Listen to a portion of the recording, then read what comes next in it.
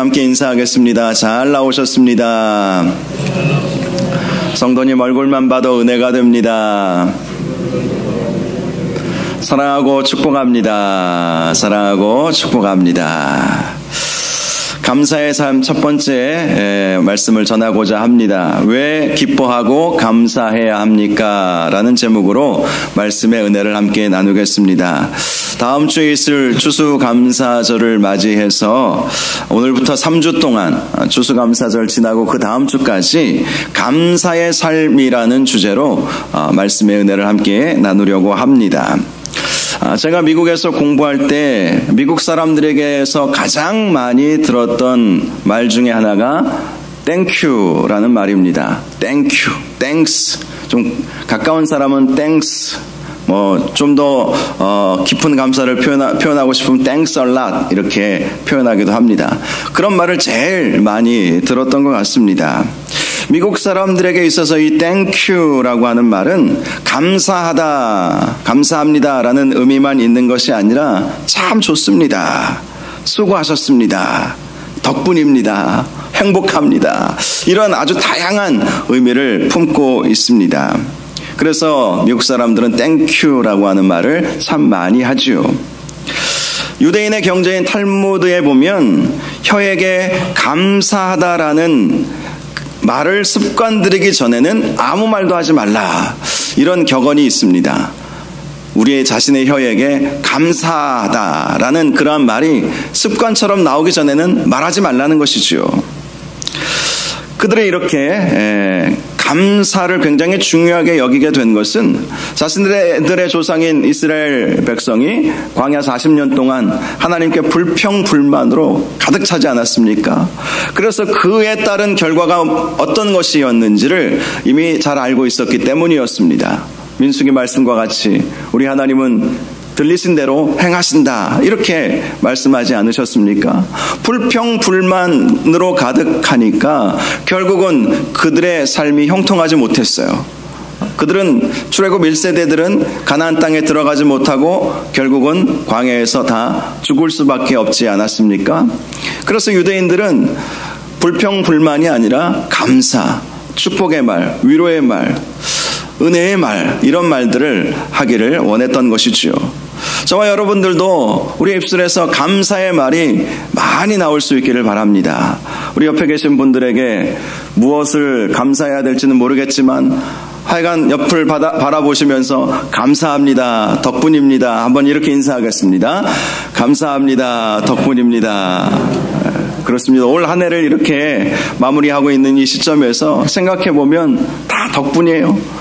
저도 여러분의 덕분으로 올 한 해 이렇게 은혜롭게 사역을 감당할 수 있게 된 것 같습니다. 또 여러분 스스로가 서로 바라보면서 여러분 덕분으로 이렇게 신앙생활 끝까지 잘하고 있는 것이고, 또 믿음 지킬 수 있는 것이고, 힘들고 어려울 때 옆에 계신 분들의 기도로 말미암아 우리가 이겨낼 수 있었던 것 아니겠습니까? 그래서 우리 입에서도 항상 감사의 말이 나와야 할 것입니다. 감사는 기쁨과 직결이 되어 있습니다. 기뻐야 감사가 나오는 것이죠. 특별히 우리는 주 안에서 기뻐해야 합니다.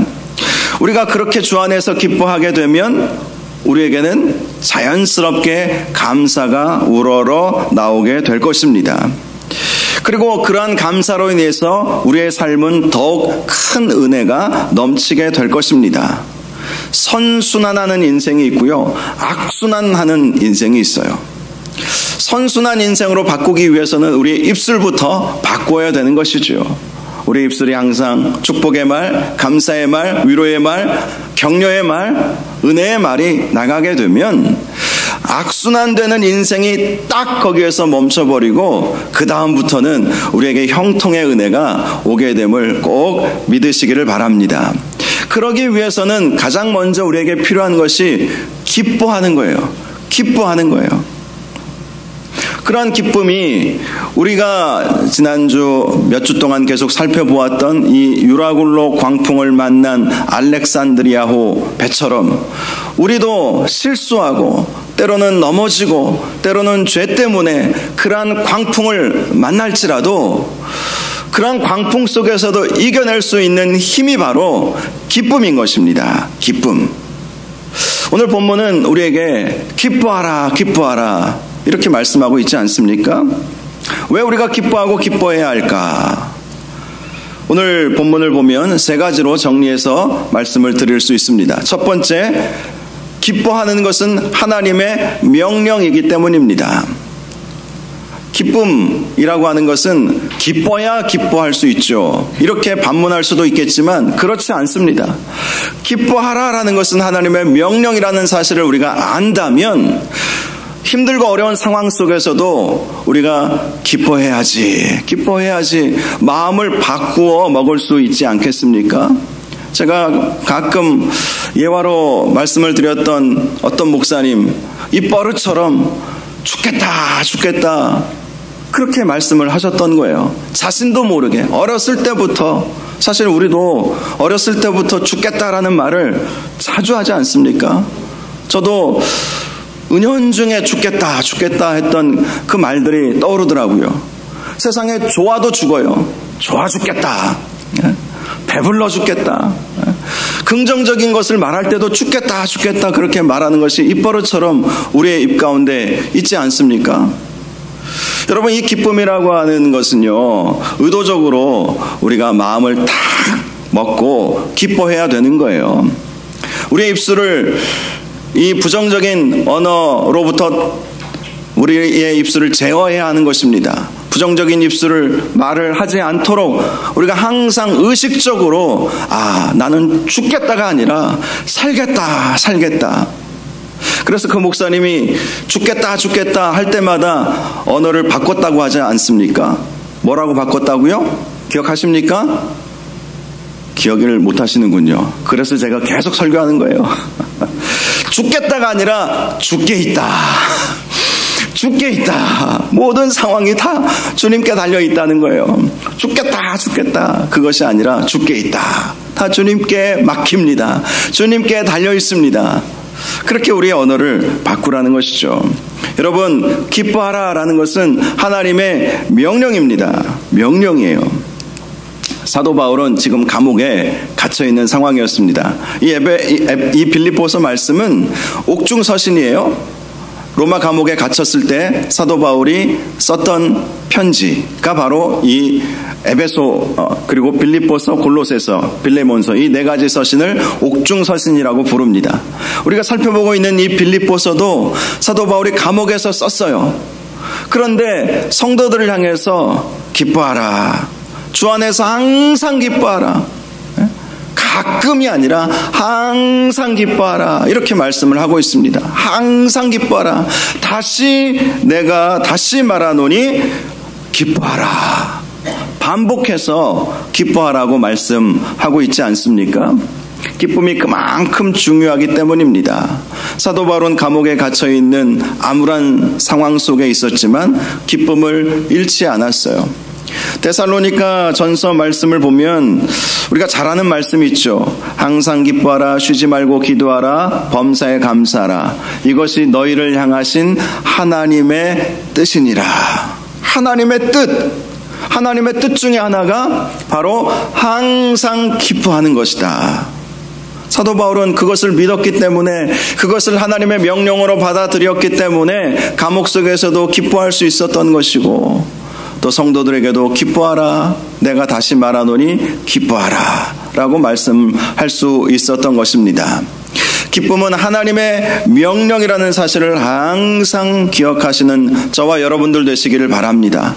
그러므로 의도적으로라도 답답하고 화가 나고 우울하고 그런 마음이 혹시라도 있게 된다면, 왜 그런 마음이 없겠습니까? 살다 보면 그럴 수 있죠.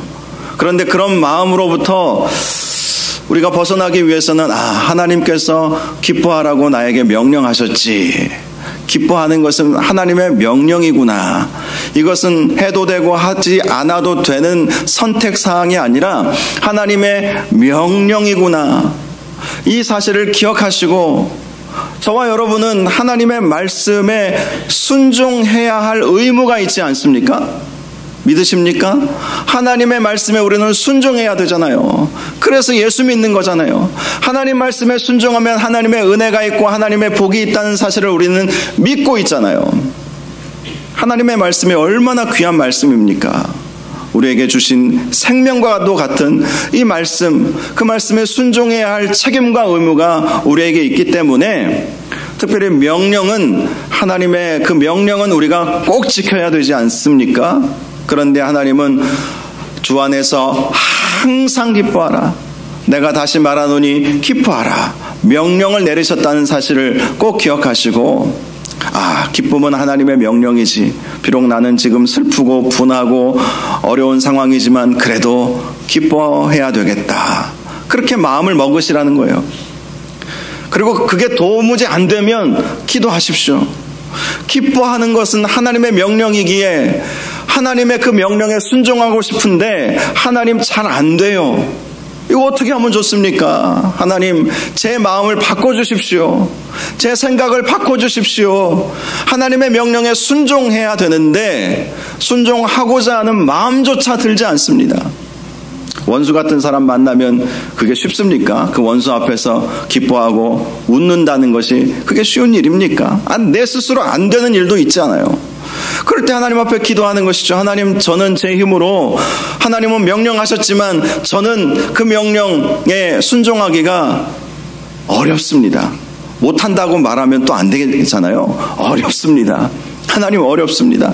절대 못합니다. 이렇게 말하는 것은 성도의 의무가 아니죠. 힘들어도 지켜야 되는 것이 성도의 마땅한 본분이기 때문에 하나님 기뻐하라고 명령하셨지만 기뻐하는 것이 참 어렵습니다. 이 기쁨이 되지를 않는데 어떡하겠어요. 그런데 그렇게 기도하다 보면 하나님께서 은혜를 주십니다. 그리고 우리의 마음을 하나님께서 바꿔주시고요.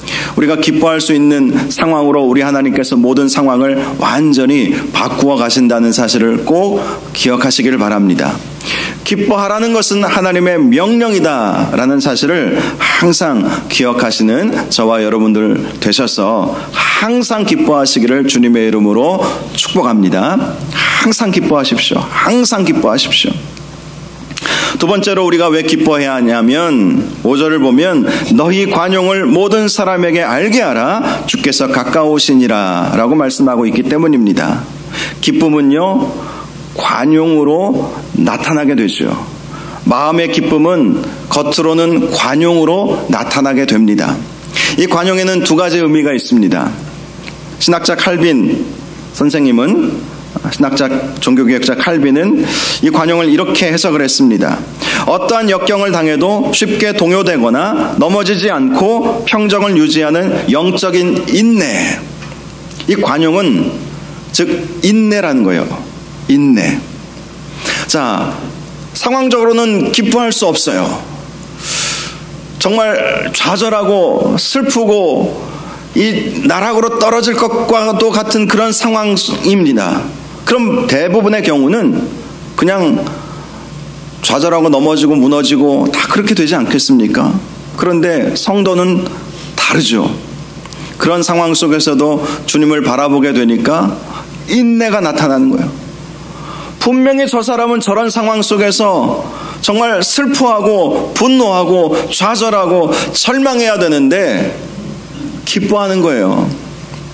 그 가운데 주님을 믿는 믿음으로 인내함이 있기 때문에 기쁨이 나오는 거예요. 그러니 그 모습을 보고 사람들이 놀라는 거잖아요. 히브리서 말씀을 보니까 세상이 감당치 못할 사람들이 있다. 초대교회 성도들 가운데 세상이 감당치 못했던 그런 사람들이 있었던 거예요.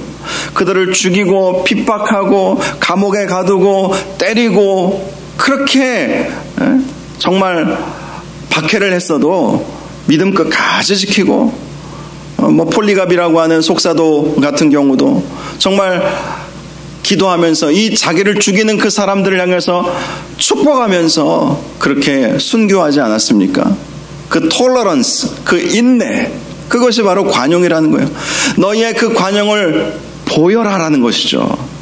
너희가 힘들고 어려운 상황 속에서 너희의 그 인내하는 모습을 다른 사람들에게 보이게 하라. 보이게 하라. 그 기쁨의 얼굴을 보이게 하라는 거예요.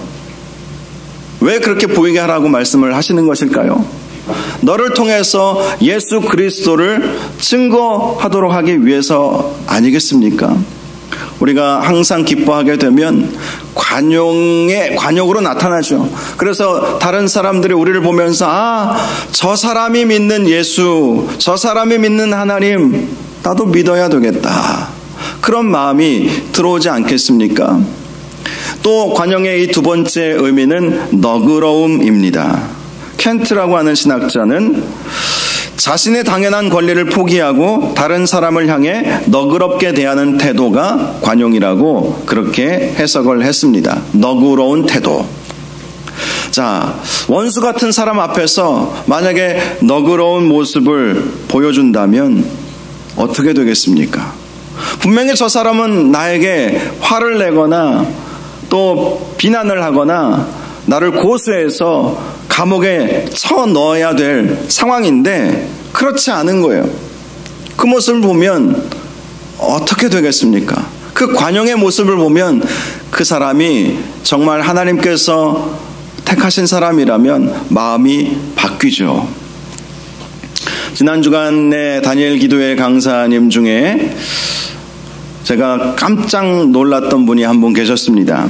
안경선 선교사님의 간증을 들으면서 제가 놀랐어요. 그 안경선 선교사님은 안재선 씨의 아들입니다.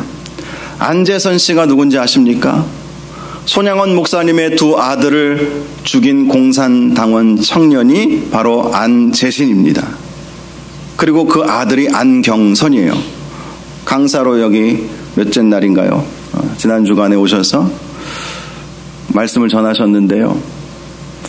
어렸을 때는 몰랐대요. 아버지가 손양원 목사님의 두 아들을 죽인 공산당원이었다는 것을 잘 몰랐대요. 어렸을 때 뭘 알겠습니까?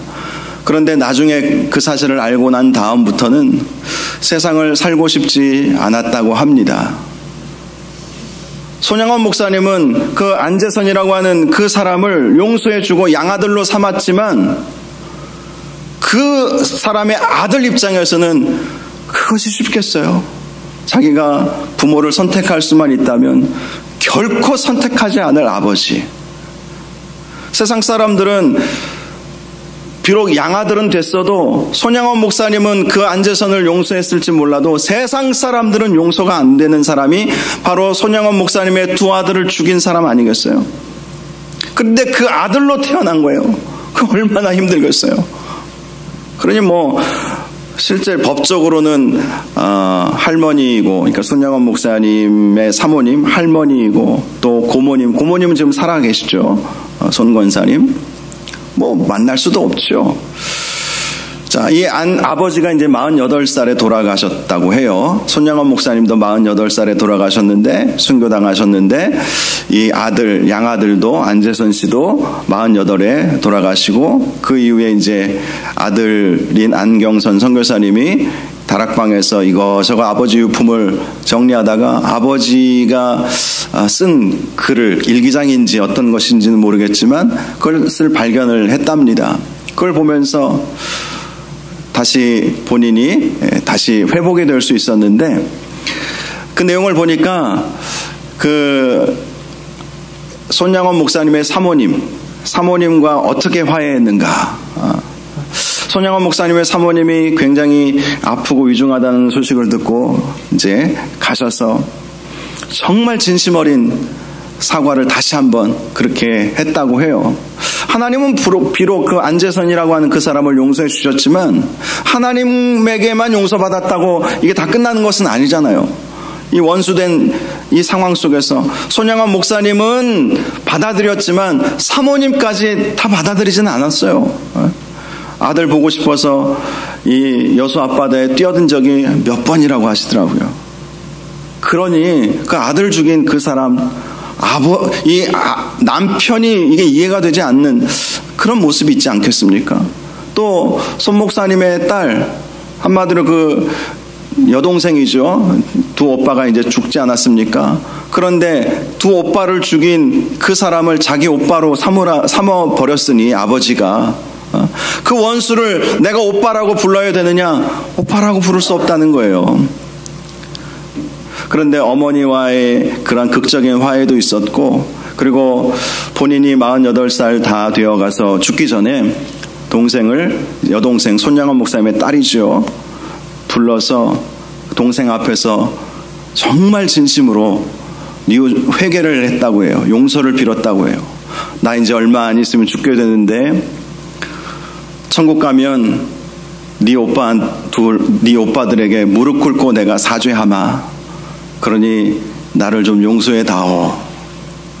그 말에 지금 권사님 되셨지만 손양원 목사님의 딸도 따님도 엉엉 그 양오빠 붙잡고 울고, 그리고 이제 편안히 천국을 가시게 되셨다고 해요.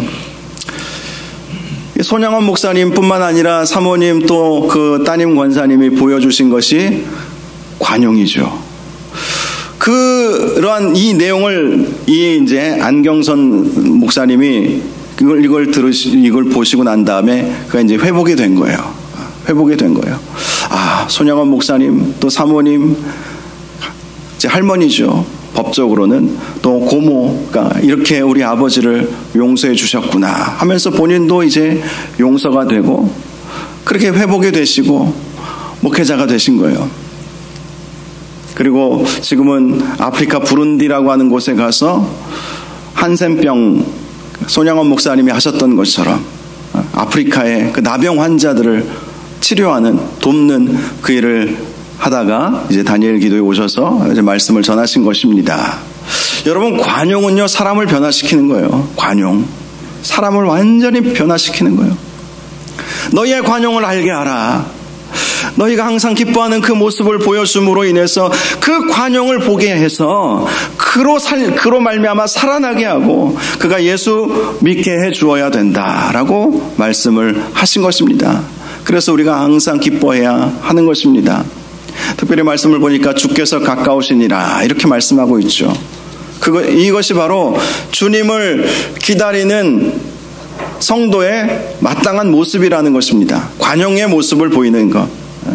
상황이 어려워도 또 정말 원수 같은 사람 앞에서도 정말 인내하는 모습, 그리고 사랑의 모습을 보여주는 것. 이것이 바로 주님 곧 오시옵소서, 주님 언제 오실지 모르지만 주님의 재림을 기다리는 성도의 모습이기에 우리가 항상 기뻐해야 한다라는 것입니다. 세 번째로 우리가 항상 기뻐해야 하는 이유는, 그렇게 기뻐해야 하나님의 평강이 우리의 마음과 생각을 지켜주시기 때문이라고 오늘 본문은 말씀해 주고 있습니다. 6절을 보면 아무것도 염려하지 말고 다만 모든 일에 기도와 간구로 너희 구할 것을 감사함으로 하나님께 아뢰라. 7절, 그리하면 모든 지각에 뛰어난 하나님의 평강이 예수 그리스도 안에서 너희 마음과 생각을 지키시리라. 우리가 하나님 앞에서 항상 기뻐하게 되면 결국은 그 기쁨은 감사의 기도가 나오게 합니다. 그리고 그렇게 기도하다 보니까 근심, 걱정, 염려, 이 모든 것들이 다 사라지고 하나님의 평강이 우리의 마음과 생각을 지배하는 거예요. 하나님의 평강이. 우리가 이 세상 살아가면서 근심, 걱정 참 많이 하면서 살지 않습니까? 그런데 그 근심, 걱정 때문에 우리가 사는 것이 아니라 하나님의 평강이 우리의 마음을 지배하게 되는 거예요. 하나님의 평강이 우리의 마음을 지배하는 거예요. 그래서 우리가 항상 기뻐해야 하는 것입니다. 항상 기뻐하면 감사가 나오게 되고, 그 감사 때문에 우리의 기도 제목이 바뀌죠. 감사의 기도 제목으로 하나님 앞에 올려드리게 되고, 하나님께서 그 기도를 들으시고 우리의 마음과 생각을 하나님의 평강으로 가득 채워주신다라는 것입니다. 하나님의 평강. 미국 리폼드 신학교의 설교학 교수인 스티브 브라운 목사님이 쓴 하나님을 누리는 기쁨이라는 책에 보니까 이분이 경험한 한 가지 일을 기록해 놓았습니다. 이분이 미국 뉴욕 집회를 마치고 비행기를 타고 본인의 집이 있는 올랜도로 돌아올 때에 폭우를 만나게 된 일이 있었다고 합니다. 폭우가 쏟아지고 번개와 천둥이 치는 그런 정말 출발할 때는 좋은 날씨에서 출발했는데 미국은 서로 이렇게 비행기 몇 시간씩 타고 다니잖아요. 그러다 보니까 이 중간에서 그런 일을 만난 거예요. 본인의 옆자리에서는 젊은 아기 엄마와 아기가 타고 있었고요. 본인은 애써 태어난 모습을 보였다고 합니다. 그런데 속으로는 두려웠다고 해요. 그런데 놀란 것은 자기 옆에 있는 아기를 보고 굉장히 놀랐다고 해요. 그 두려움의 상황, 기체가 흔들리고 번개가 치고 천둥이 내려치는 그 순간에도 그 아이는 두려워하지 않더래요. 몇 살짜리였는지는 모르지만 두려워하지 않더래요. 오히려 비행기가 막 흔들리니까 더 좋아하더래. 재밌다고 막 이렇게 흔들리니까. 여러분 비행기 타시는 분들은 아시겠지만 한 번씩 그런 흔들리는 경험이 있잖아요. 저도 몇 번 그런 경험이 있었는데 재밌지는 않아요. 설마 떨어지지는 않겠지 이런 생각을 하면서 그냥 그래도 그 조종사를 믿고 비행기를 믿고 그렇게 타죠. 그런데 이 폭우를 만나고 천둥 번개를 만나고 어떤 때는요 이게 막 난기류에 막 이렇게 휩싸여 가지고 막 뚝 떨어지는 그러한 일이 있었대요. 저도 예전에 한번 제주도를 갈 때 한번 왜 그런지 모르지만 툭 떨어지다가 다시 웅 올라가는 거예요. 얼마나 놀랐는지 몰라요. 다시 헤매다가 왜 그랬는지는 모르겠는데 다시 나중에 한 2-30분 있다가 이제 땅에 내렸는데요. 훅 떨어질 때 이 스티브 브라운 목사님이 그때에 자기는 정말 깜짝 놀라가지고 너무 놀랐는데 그 옆에 아기는 엄마 가슴에 안겨서 곤히 자고 있더래요. 그걸 보고 이 하나님의 자녀의 모습이 어떠한가 이것을 이제 깨닫게 되었다고 그래요. 왜 우리는 이렇게 근심하게 될까? 저 아이는 왜 저렇게 고요히 잠을 잘 수 있을까? 사랑하는 엄마 품에 안겨 있었기 때문에 그냥 안심하는 것이죠. 이게 하나님의 평강이에요, 사실. 우리가 아무리 상황이 어렵고 힘들어도 하나님은 우리를 그렇게 편하게 안아주시는 분 아니십니까? 그걸 믿는 거죠. 아이가 그것을 알고 믿는 거예요. 그러니 그 아이가 그렇게 정말 폭우가 쏟아지고 천둥 번개가 내려치는 그 상황 속에서도 편안히 잠을 잘 수 있는 것 아니겠어요? 바로 하나님은 그러한 하나님의 평강으로 우리를 지켜주시고 보호해 주신다는 것입니다. 그래서 우리가 주 안에서 항상 기뻐해야 그러한 하나님의 평강을 경험할 수 있다는 사실을 우리가 기억해야 하는 것입니다. 하나님의 평강을 경험하기 위해서는 의도적으로라도 기뻐해야 되는 거예요. 특별히 주 안에서 기뻐해야 합니다. 주 안에서. 세상이 주는 기쁨과 또 주님이 주시는 기쁨은 차원이 다른 기쁨입니다. 주 안에서. 주 안에서의 기쁨은 크게 세 가지로 나눌 수 있어요. 첫 번째는 주님의 임재가 있는 예배 안에서의 기쁨. 예배는 기쁜 것입니다. 우리의 영혼을 다시 회복시켜 주게 만드는 것이 예배이죠. 그래서 예배는 일주일에 한 번만 드려서는 사실 그러한 하나님의 평강을 경험하기 어려울걸요. 그나마 일주일에 한 번도 제대로 지키기 어려운 삶을 사시는 분들도 있겠지만 예배는요, 할 수 있는 한 많이 하나님 앞에 올려드려야 합니다. 제가 전에 교회를 아주 초대형 교회를 섬기고 왔잖아요. 그 초대형 교회를 섬길 때 제 교구에 한 700명, 800명 성도님들이 계셨는데 새 가족들도 많이 이렇게 오시고, 그런데 제가 8년 동안 목회를 하면서 그 교회를 섬기면서 보니까 제가 다 보이잖아요. 8년을 섬기니까 정말 8년 전에 몇 년 전에 오셨는데 어떤 분은 똑같은 해에 등록을 하시고 똑같은 해에 신앙생활을 하셨는데 어떤 분은요 한 5년 지나니까 벌써 권사님 후보로 올라가신 분이 계세요. 그분은 그 5년 동안 기본적으로 헌법적으로도 만 5년 등록교인 5년 되면 직분을 맡을 수 있도록 그렇게 하기 때문에 5년 동안 양육 다 받고 또 전도대 또 사랑방 그리고 또 필요한 모든 봉사 또 뭐 주일학교 교사라든지 이런 봉사들을 정말 열심히 하고 예배 시간 또 새벽 기도에도 거의 빠지지 않고 이런 분 그리고 똑같은 날에 등록하셨는데 그분은 1년에 겨우 주일날만 나오고 그것도 그나마 나오기 어려워하신 분하고의 차이는 정말 하늘과 땅 차이예요. 제가 제일 처음 부임했을 때 섬겼던 그 교구 마지막 제가 수영로교회를 나왔을 때 인사를 하고 나왔는데 놀랐던 것은 8년 전에 새가족이었던 그분이 권사님으로 전 잘 몰랐어요. 권사님 또 교구 총무 막 이렇게 섬기는 분들을 보면서 얼마나 뿌듯했는지 몰라요. 그런데 제가 잘해서가 아니에요. 다른 교구 목사님들이 잘해서가 아니라 그분이 잘해서 그런 것이죠. 특별히 예배 안에서 주님의 임재를 경험하고 그 은혜를 누리면서 사니까 믿음도 쑥쑥 자라는 것이죠. 믿음도 쑥쑥 자라는 거예요. 그래서 우리가 기뻐하는 것은 주 안에서의 기쁨은 첫 번째 예배 안에서의 기쁨이다. 예배 안에서의 기쁨. 특별히 예배는요 공동체 예배가 중요합니다. 함께 모여 예배 드리는 것. 이거 정말 중요한 거예요. 하나님과 나와의 개인적인 예배 시간도 분명히 필요하죠. 그런데 공동체 예배를 하나님은 원하세요. 하나님은 그러한 예배하는 자를 찾으세요. 왜 찾으시겠습니까? 복 주시기 위해서, 은혜 주시기 위해서 예배하는 자를 찾으시는 거예요. 주 안에서의 기쁨, 예배 안에서의 기쁨입니다. 두 번째 주 안에서의 기쁨은 주님의 몸된 교회 안에서의 기쁨입니다. 주님의 몸된 교회를 섬길 때 오는 기쁨이 있어요.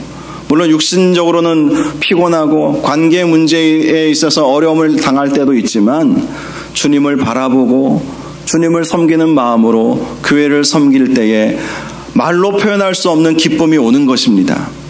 그러한 기쁨. 세 번째 기쁨은 말씀 안에서의 기쁨이에요. 여러분 요한복음 1장 1절을 보면 태초에 말씀이 계시니라. 그 말씀이 하나님과 함께 계셨고 이렇게 말씀하고 있죠.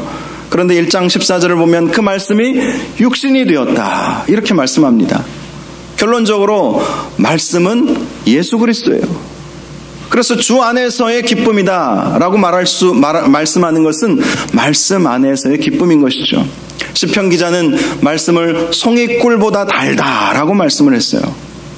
그렇게 송이꿀보다 달다고 느낄 경지까지 올라가는 것이 주 안에서의 기쁨인 것입니다. 그러한 기쁨을 가지고 살아가면 여러분 무슨 환난 풍파 이거 견딜 수 있어요. 마귀가 우리를 공격해 왔다가도 우리가 그러한 주 안에서의 기쁨을 가지고 있으면 마귀는 한 길로 왔다가 7길로 도망가는 법입니다. 괜히 건드렸다가 나만 손해겠다. 그렇게 생각을 하게 하는 것이죠.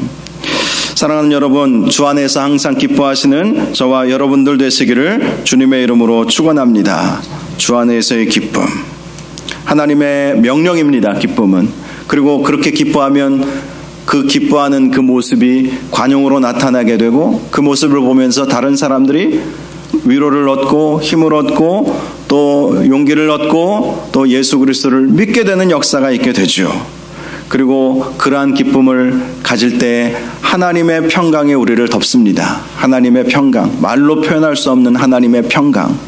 그러므로 저와 여러분이 하나님의 임재 안에서 또 교회 안에서 하나님의 말씀 안에서 항상 기뻐하셔서 하나님께서 주시는 이 놀라운 은혜와 평강을 늘 가지고 살아가시기를 주님의 이름으로 축원합니다.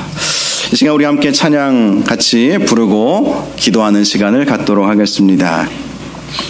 하나님 한 번도 나를 실망시키신 적 없으신 분이십니다. 그러기에 우리가 하나님 안에서 주 안에서 기뻐할 수 있는 것이지요. 오 신실하신 주님을 찬양하도록 하겠습니다.